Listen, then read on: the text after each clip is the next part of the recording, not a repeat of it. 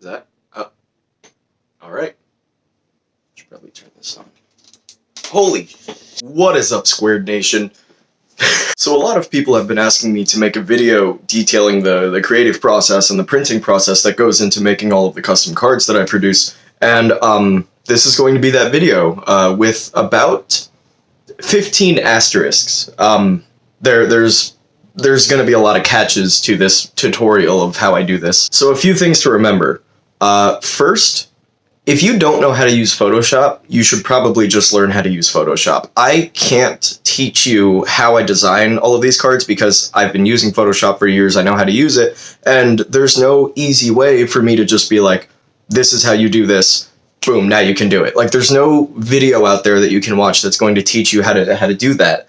Like, I spent a month to create templates, researching text, researching sizing, like, so many things went into making the card you see behind me, and that's just one of many that I've made that, like, I can't just, there's no quick way for me to just be like, this is how you do it, and then bam, you're gonna know how to do it. You just really learn some kind of image editing software, go online, look at tutorials, take an online class, whatever you feel like you have to do, the best way for you to learn it. This is not gonna be a video of me on Photoshop teaching you how to create something like that, because that would literally take me weeks to do if you have no knowledge of Photoshop. And if you know how to use Photoshop and you see something like this, you should probably know how I did it and be able to do it yourself. And if you have questions on like what kind of font to use, sizing, things like that kind of stuff I can help you with, but to just ground up and be like, this is how you do this, it's not something I can do. The method that I use also requires a lot of very specific supplies, a lot of very specific chemicals, and an inkjet printer, preferably of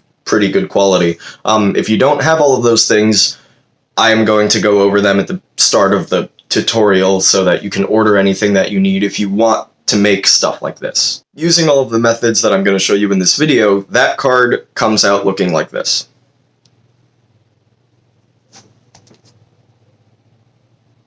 With all that being said, cue the background techno music for people with short attention spans.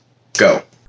Okay, so to start off the supplies that you're going to need, a can of Krylon matte finish to protect the ink on the cards, some 100% acetone to take the ink off a card, a really good pair of non-stick scissors, preferably with a comfortable handle, just your average ordinary wrinkle-free glue stick, and then you're going to want some form of holographic cardstock. I personally like to use Circuit Joy's cardstock, but you can really use anything. You're also going to need a foil Dragon Ball Super card. Then whatever you want to use to soak up the acetone and rub the ink off of the card. I personally like to use jumbo cotton balls, but paper towel or cotton swabs work. And lastly, you're going to need some form of printable inkjet film that you can print your card design onto. I prefer computer graphics. You're going to want to start by laying down some sort of thick cardstock, photo paper, or regular paper onto the surface that you're going to be using because you don't want to get acetone on any. You also might want some form of plastic glove to protect your skin from the acetone because this stuff can be pretty gnarly, as well as a mask just in case you don't want to breathe in acetone during this process because it's a long process and damn, that stuff smells. Go ahead and toss down the card onto the surface that you're going to be using, and then grab yourself a cotton ball, paper towel, whatever you're going to use, and soak it in a bit of the acetone. Make sure to get a pretty good amount on there, and go ahead and start rubbing the ink off of the card. Now, for a lot of card games like Magic and Pokemon, this doesn't really take long. The ink pretty much comes right off as soon as the acetone comes into contact, and the rubbing process maybe takes a minute or two. For Dragon Ball, it is a different story. I am showing you this in real time because I don't know what it is about Dragon Ball cards, but the ink is actually baked onto the card. It is very, very hard to remove, and this is a long, long process, which is why I recommend a mask and gloves. After a little bit of editing and movie magic, you can see that some of the ink is finally starting to come off. You're gonna want to do this to the whole card. Okay, I'm not narrating over this part with my mic because I need you guys to know just how ridiculous this is. So, the last clip you saw where I started rubbing the ink off of this is 35 minutes old at this point. I've been at this for 35 minutes. This is the glove that I started with. I had to go so hard that the glove literally started breaking apart, but this is what you're left with once you're done rubbing all the ink off of the card. The back gets a little messed up in some areas, as you can see, but that is avoidable with certain methods. Because I'm using this for a leader, the back doesn't really matter.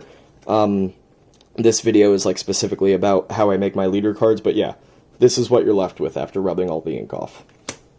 So the foiling from the Dragon Ball card itself is what I'm going to use for the awakened side of the leader. As for the unawakened side, I want that to be holographic as well, but I have this card stock for that. This way, while both sides are going to be holographic, the unawakened side is going to be a bit more of a matte foil, while the awakened side has a brilliant shine. Now, you guys can come up with your own designs, and like I said, I'm not going to teach you Photoshop, but 2.473 inches width and 3.47 inches height with a resolution of 300 dpi is generally what I print my cards at. Printing at this size gives you a little bit of room for error when cutting, and it took a lot of trial and error to figure this size out.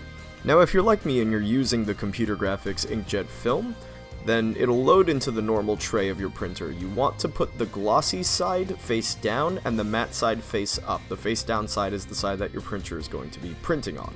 Now, the paper that I use actually has a peelable back, but there's a version you can buy without the peelable adhesive and it's fully transparent. You want to put the matte side of that one down and the glossy side up, as you want to print onto the matte side.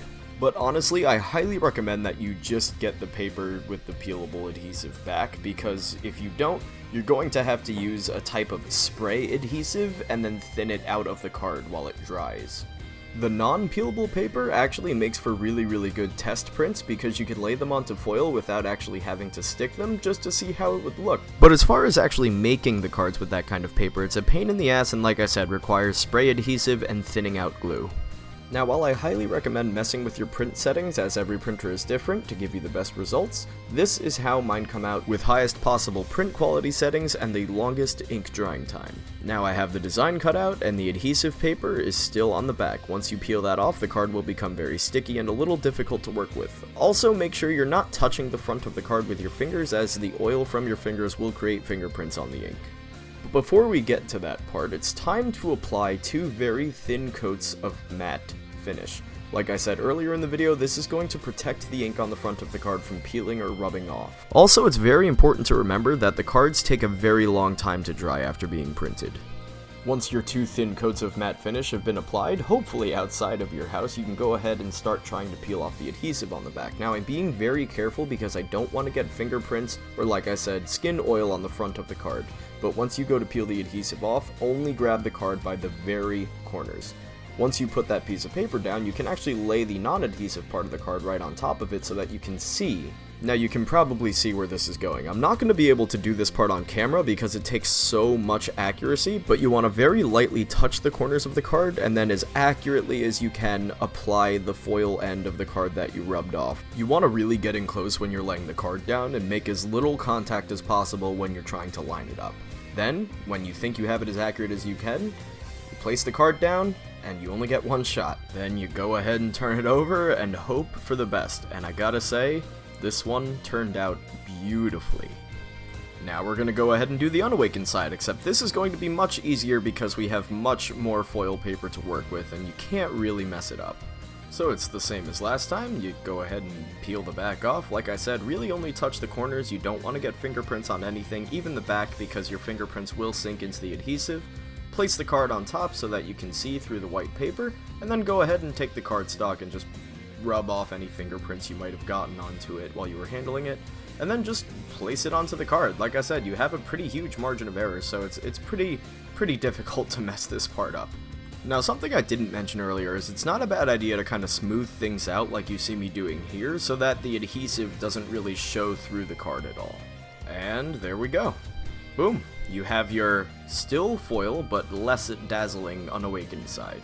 Now, I don't really have any special way of cutting these. I just cut them as accurately as I can with a pair of scissors, which, like I said, is why you should get a pair of non-stick scissors with a very comfortable handle so that you can be as accurate as possible. I'm very meticulous with my cutting. I like to cut off any little bit of plastic that doesn't belong on the card. I'm just kind of meticulous like that. You don't have to be, but I like to get rid of all of it. You shouldn't have trouble with the awakened side cutting because you have a card to use as a guide. Now, as far as cutting the unawakened side is concerned, that's a bit more of a pain in the ass. If you have a method that you like to use to cut exact, precise lines, then go ahead and do that, but once again, I just use a good old pair of scissors. And I just cut in straight lines so that the card comes out as a rectangle. I don't actually try to do the corners yet. Just take your time, go as slow as you can, and be as accurate as possible. Now that we have the unawakened side cut out, it's time to, well, put the cards together. Go ahead and take your awakened leader and turn him over and grab that good old wrinkle-free glue stick that I showed earlier. Now, there's probably a better way to adhere the two cards together, but really the glue stick just kinda does it for me. I use a wrinkle-free one and I apply it very, very carefully as to not get glue on the front side of the card. That's just the most important thing. You can really adhere these two cards together however you want, but this way has worked for me so far, so I don't really see why I should change it.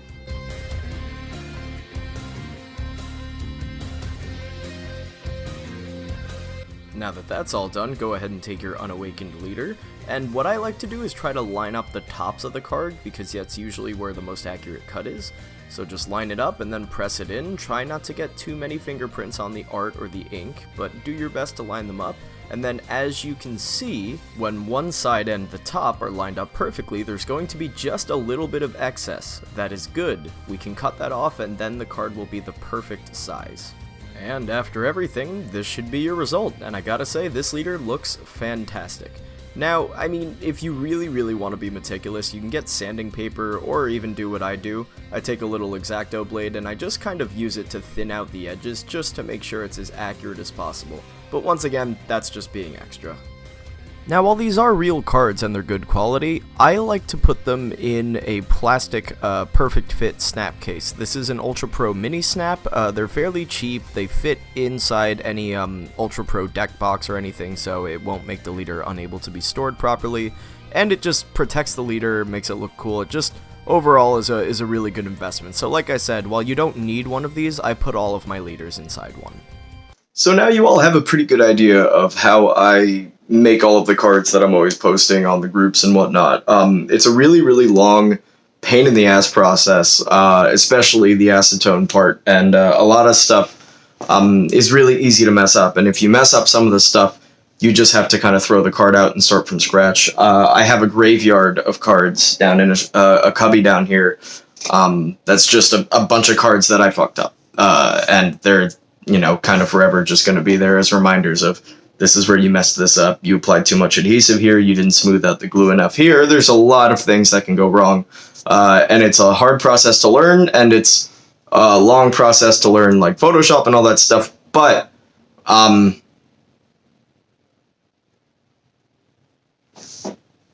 it is worth it, in my opinion, because the cards look awesome, and it's something I really enjoy doing. So,